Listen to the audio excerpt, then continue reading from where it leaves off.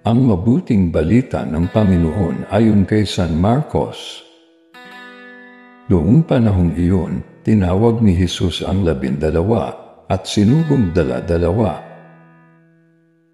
Binigyan niya sila ng kapangyarihang magpalayas ng masasamang espiritu at pinagbilinan.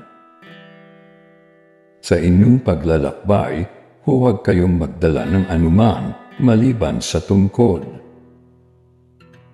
Ni pagkain, balutan, salapi sa inyong lukbutan o bihisan, ay huwag kayong magdala. Ngunit magsuot kayo ng panyapak.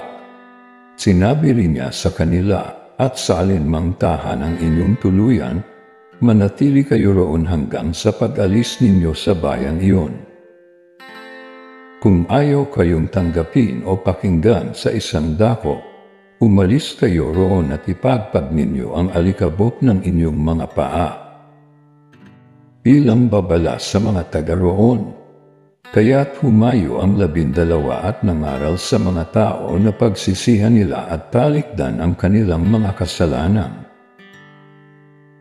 Pinalayas nila ang maraming demonyo sa mga inaalihan nito, pinahiran nila ng langis at pinagaling ang maraming may sakit.